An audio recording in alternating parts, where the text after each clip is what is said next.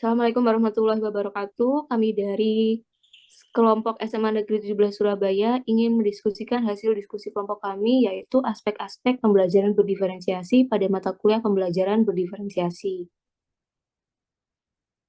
Kelompok kami terdiri dari 4 orang, ada Kak Berliana Dani, ada Rahmani Athaudayat, ada Kak Soraya Dewi, dan ada Kak Wika Usiana. Diskusi yang akan kami bahas yaitu mengenai pengertian dari diferensiasi produk, cara mendiferensiasi produk, strategi diferensiasi produk, dan bagaimana implementasi dari diferensiasi produk. Sebelum menuju ke pengertian diferensiasi produk, mari kita ingat kembali apa itu pembelajaran berdiferensiasi. Jadi, pembelajaran berdiferensiasi itu merupakan pembelajaran yang mengakomodasi kebutuhan-kebutuhan dari peserta didik. Pembelajaran ini dilakukan dengan berbagai macam cara untuk memahami informasi baru bagi semua peserta didik dalam komunitas ruang kelasnya yang beraneka ragam, termasuk cara untuk mendapatkan konten dalam cara mengolah, membangun, atau menalar gagasan dan mengembangkan produk pembelajaran dan ukuran evaluasi. Selanjutnya yaitu pengertian dari diferensiasi produk menurut beberapa ahli. Nah, menurut Atik Siti Mariam, diferensiasi pada produk itu merupakan variasi hasil dari tugas pembelajaran atau variasi untuk penilaian hasil belajar peserta didik.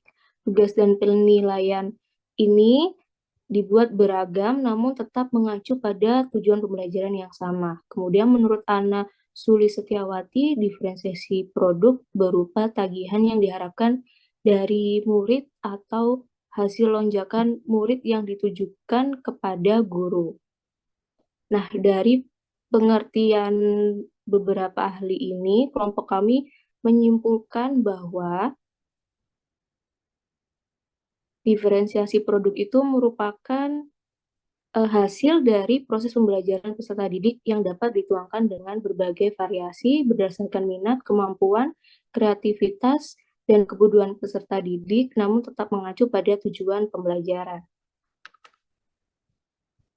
Selanjutnya akan dijelaskan oleh rekan saya.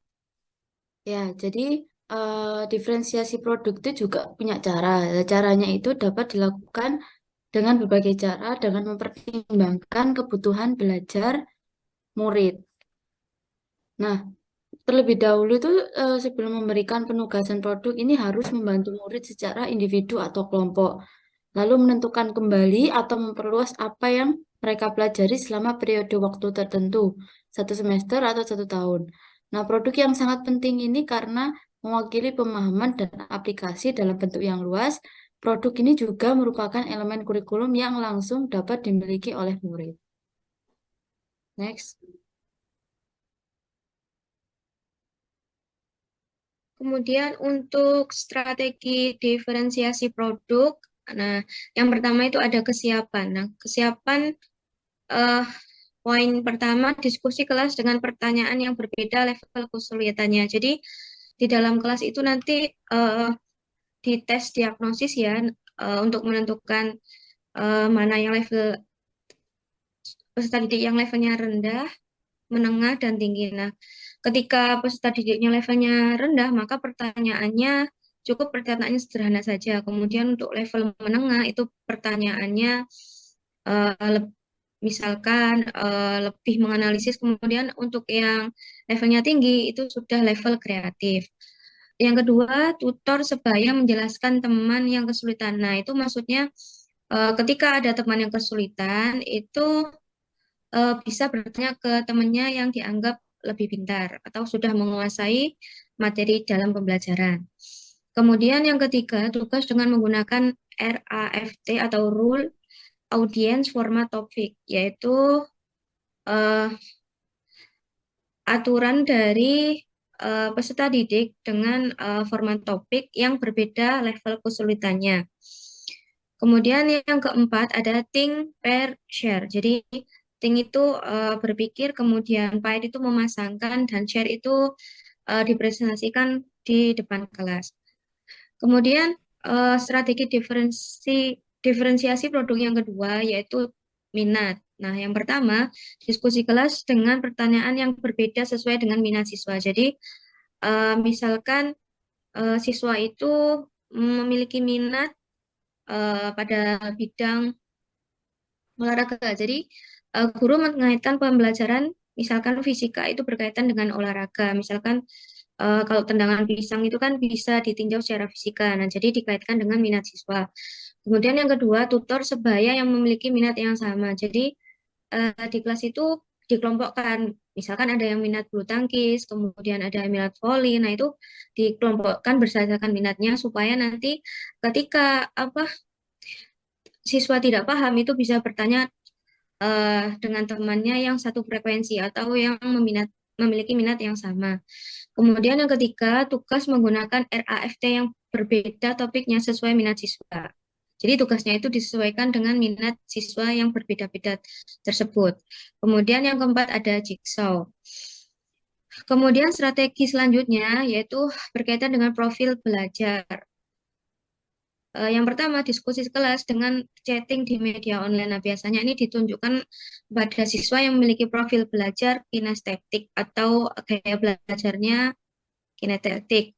Kemudian ada podcast. Nah, podcast ini ditujukan pada siswa yang memiliki profil belajar eh, audio. Nah, yang ketiga ada talk show. Nah, ini untuk yang visual. Kemudian yang kedua ada tutor sebaya. Nah, sama dari diskusi melalui media online, podcast, talk show. Kalau misalkan ada kesulitan ya, itu bisa bertanya dengan temannya yang satu jenis profil belajar. Kemudian yang ketiga ada RAFT yang dimainkan dalam role play atau bermain drama. Nah, yang terakhir ada pameran berjalan atau galeri.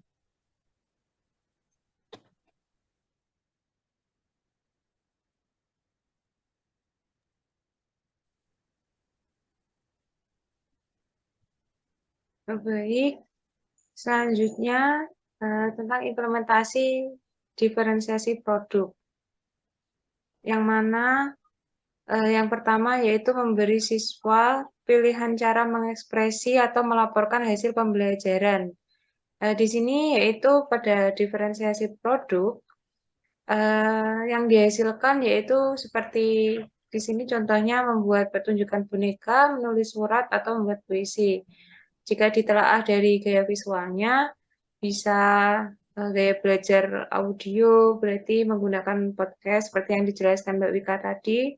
Lalu ada kinestetik, bisa membuat gerakan seperti chatting ataupun yang lain sebagainya. Dan untuk visual itu bisa talk show. Lalu yang kedua yaitu guru membuat rubrik penilaian yang cocok dan memperluas keberagaman tingkat keterampilan siswa. Yang mana dengan karakteristik peserta didik yang berbeda-beda tadi, guru juga harus bisa mengimplementasikan bahwa rubrik penilaian yang diberikan kepada siswa juga berbeda-beda sesuai dengan karakteristiknya. Lalu yang ketiga, membolehkan siswa bekerja sendiri atau berkelompok kecil untuk menuntaskan tugas sesuai dengan minat bakatnya. Untuk menuntaskan tugas ini bisa dikembalikan lagi kepada guru, yang mana nanti bisa apabila berkelompok, berarti bisa mengelompokkan sesuai gaya belajar ataupun tingkat kecerdasan atau minat bakat, dan mungkin dikelompokkan sesuai dengan latar belakang lingkungan maupun mungkin juga bisa dari keluarganya. Lalu yang terakhir yaitu guru dapat meminta teman sebaya untuk menilai produk yang dibuat temannya. Jadi apabila guru membuat tugas secara berkelompok, maka guru juga harus bisa membuat asesmen atau penilaian yang diberikan dari teman sebayanya.